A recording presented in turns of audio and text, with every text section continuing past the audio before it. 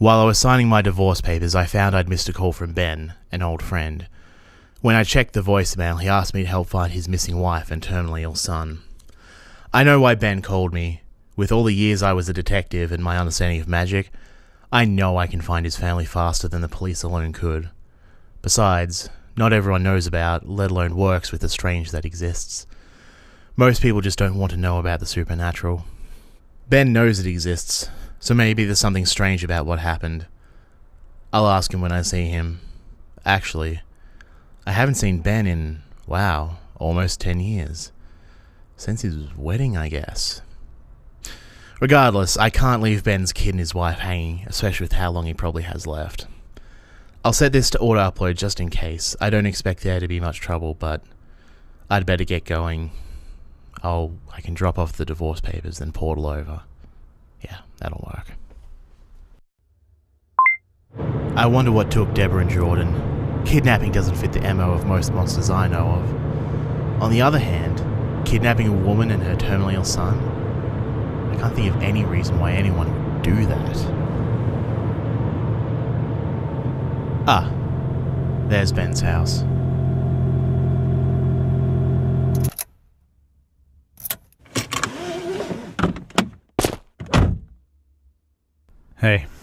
Hey. Inside? Forensics is still working where it happened, but the kitchen's clear. Right.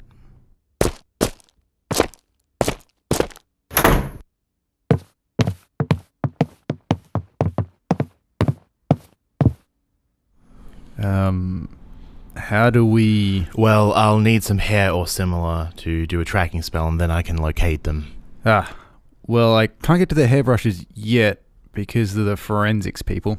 Right, did they say how long? They've been working overnight, so hopefully soon. Right.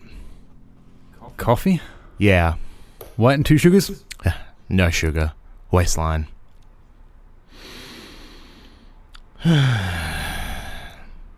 Long time, Ben. Yeah, too long. It was a nice wedding, I thought. One of the good days. That was the last day we were all together. Casey going to school, I got to detective, and then Jordan was born. Yeah, how's Vanessa? Well, look, I just signed the divorce paper today. Dropped them off on the way over. I'm sorry. It's okay. It was the job, and Casey leaving couldn't have been helped even if I'd noticed. Gonna wear the ring much longer then? We haven't seen each other in a couple months, but it still doesn't feel right. You know, when it's time. That makes sense. We wear these things every day. There's a lot in them. Yeah, 23 years in a ring. Crazy how time goes. How's Casey? Still on her gap year. 3 years now? And counting. Paris must be lovely. And apparently the postcards don't do it justice. I appreciate you taking the time off of work. I hope I didn't... I'm not on the job anymore. I'm sorry. It couldn't have helped with the Vanessa situation. No, well, a lot happened. You may remember I picked up the cases that had a supernatural flavor to them, but then there was a real bad one. Always is. Yeah, so parents come home from date night and find their teenage son is across all 4 walls of the living room and had been robbed. Real nasty stuff. Jesus. Yeah, I get a call at 2 in the morning, wake Vanessa up on my way out through the red wine and all, and head over. I take a look and start working. Something this vicious? Could be a werewolf, but no full moon. Couldn't be any of the other usual monsters, no sign of disturbance outside or forced entry. So, not your specialty then? Check the blood spatter angles. Too forceful for anything mortal. Well, what was it? Took 7 weeks and 3 more bodies before we settled up. It was a true shifter. Oh shit. Those are real? Yeah, and it put Vanessa and I through hell. I was out all hours, she went nuts with the safeguards. The shifter was addicted to a cocktail of narcotics and would randomly kill and steal to pay off the dealer. It would shift into an ant and crawl in. If anyone was home, it would turn into something big and strong and tear him to shreds. And steal whatever it could and walk out the back door. Well, why not kill the dealer and take the drugs? Eventually it did. That's how we managed to catch up to it. It used up everything it stole and started rampaging. When it saw us arriving, it changed into a bright bird. And what's a bright bird? Old folklore, similar to a phoenix, 6 meters, close to 20 feet tall. Massive wingspan, blocked out the sun from where I was standing. The other officer, Danielson, froze. I was covering with my pistol while I went to the back of the car to get the long arm. The shifter took flight and I lined up. It went to dive the other officer and I shot it clean through the wing joint. Good shot. Wasn't where I was aiming, but anyway, it crashed into the other car and nearly threw it, knocked Anderson off his feet. I took another shot and hit its other wing. 0 for 2? No, meant it that time. Clambered back to its feet, looked into my eyes, and I knew it was ready to charge.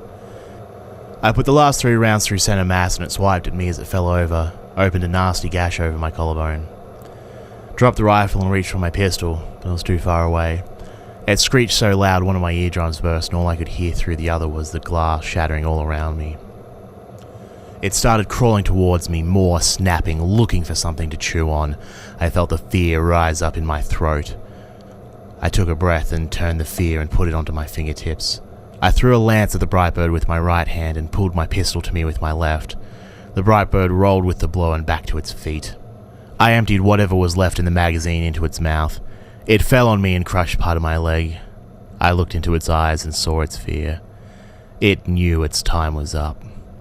It changed through almost 10 different creatures, all terrors in their own right, and then I saw its true form. Writhing, hideous mass of silver-grey flesh. It began thrashing in its death throes. It screamed and then slumped over. It started to dry out, and then it was a husk. Then it collapsed into a pile of dark, lustrous powder. I just sort of lay there, surprised I was alive. Eventually, the reinforcements arrived. So why was it so bad then? You got the guy. The report into the shootout went bad. My boss got ousted. He was a good man, understood what was out there, but the new guy was having none of this supernatural business and tried to fire me. It was clear my career was over, but since I got the guy, saved Anderson, and had numerous injuries, I was able to make a case for retirement on medical leave. But the new captain screwed me on the way out, and officially I retired on psych leave. No real difference, but the distinction is a victory to him, I guess. What a dick. Yep. Right, the coffee. Anyway, so I was stuck at home while my leg healed, and Vanessa and I just started to drive each other crazy. I guess we got used to spending time apart while I was at work. Since I was home, she started going out more and more. With Casey gone, there was just nothing to keep us together. I got home from physio one day and her things were gone. She left a note and that was that. That's rough. Yeah. Thanks. It's a lot to go through. Are you sure you... It's fine. I need something to do. I can't just stay at home collecting my payments. Besides, I like helping people, and I'm not going to leave you, Deborah, or Jordan hanging. Well, I appreciate it. We should probably get down to the matter at hand. Yeah. Don't worry, we'll find them. Tell me what happened, then I'll use a tracking spell when the forensics personnel are done. Right. So, last night, Debbie and I were having a fight. I wanted to keep going with the treatment, and she didn't. It's been almost 12 months, and he hasn't responded so far, but there's always a chance, right? There's always a chance the medicine can take hold. The doctors are doubtful. Debbie wanted to cease treatment. It'd give him less time, but he could spend it with us, not have to go to the hospital all the time. I was really surprised. It's the first time she'd brought it up with me. Anyway, it got really heated. We were trying not to wake Jordan up, but we heard him fall getting down out of bed, and she said she would take care of it, and I should go think about what was best for my family. And when you got back? When I got back, no one was home. We only have the one car, so I wasn't sure where they were. I went up to Jordan's room looking for them, and that's when I saw the blood. So much blood.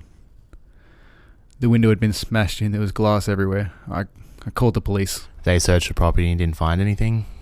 How'd you know? Well, you called me. Right. Well, they had me fill out a missing persons. They started calling around and putting out notices and everything.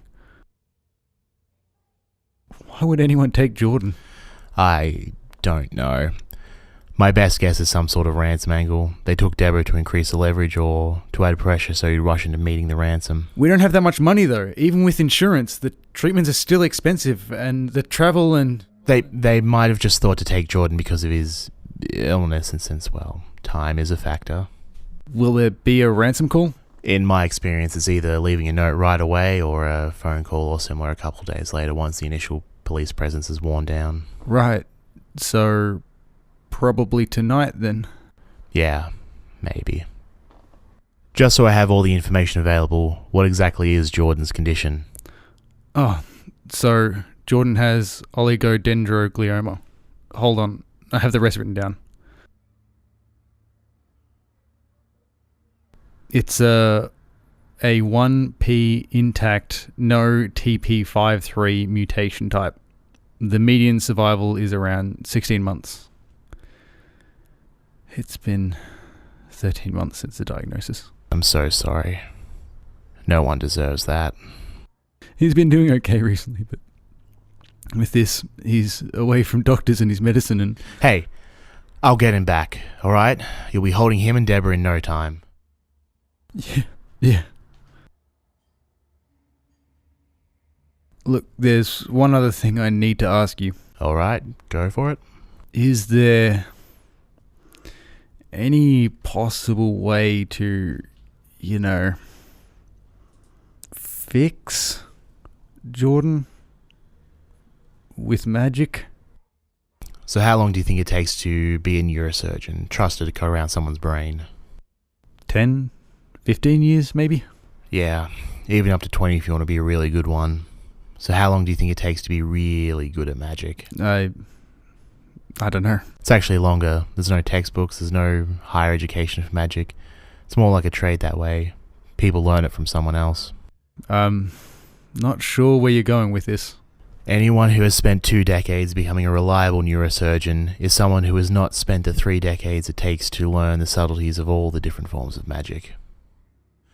I'm sorry, I'm proficient, but even then the best healer I've ever met doesn't have a tenth of the precision of even a general surgeon. They're really good at healing injuries, but using healing magic to remove or even mitigate something like that, I'm sorry, Ben. I really wish they had something better to tell you. I'm sorry, but we should keep going for Deborah and for Jordan. Right. What did the police say? Sergeant Evely was assigned. They didn't say much. The blood type matches Deb. I don't know much else. If they found something, they haven't told me. Thanks for your patience, Mr. Williams, but we've done what we needed to do. We'll be in contact with you as soon as we have something. Thanks.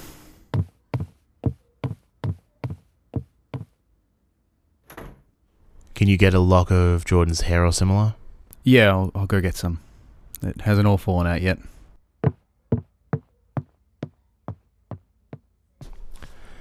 Jesus, poor Ben. I'll get this tracking spell going. Hopefully I can get this done before we can get them their time back.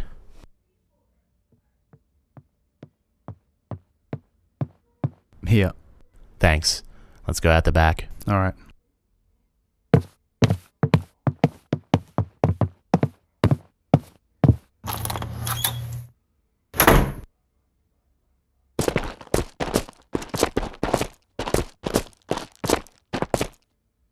Right, so how does this work? The tracking spell's the easy part.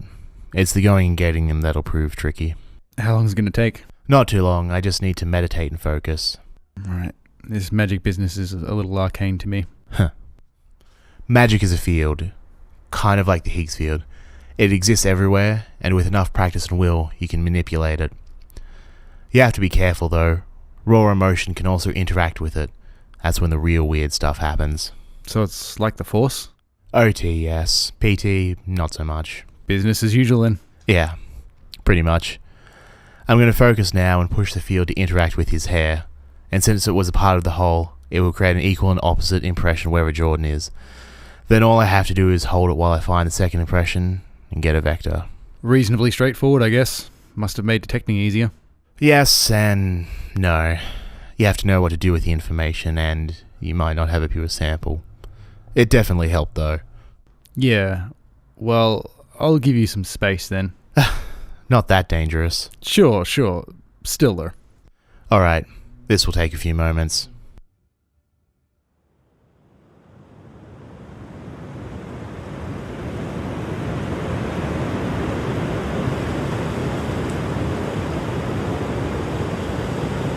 Shit. That's never happened before. What? It didn't work. But you said... I know what I said. This has literally never happened before. How would you even do this? He's not dead, is he? No, well, I don't know, but it would lead me to him regardless. How would you even... Someone would have to... Actively? Would that even work? Could you ground it? Here. What? It's from Debbie's brush. If you can't track Jordan, track her. Right. That would work. Good idea. Yeah. Okay. Yeah, let's do it.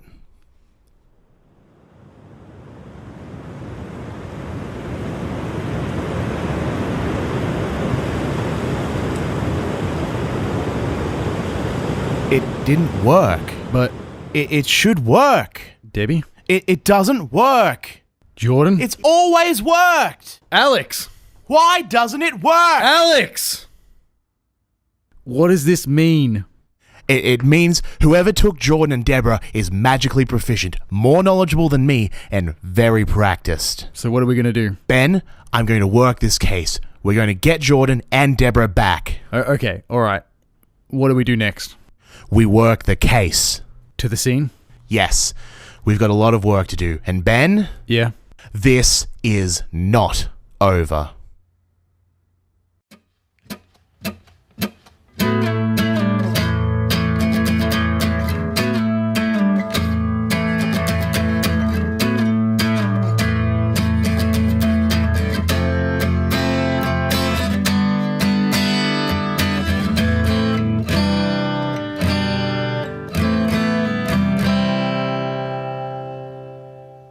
Hi, my name is Harley. Thanks for downloading the first episode of Case Notes.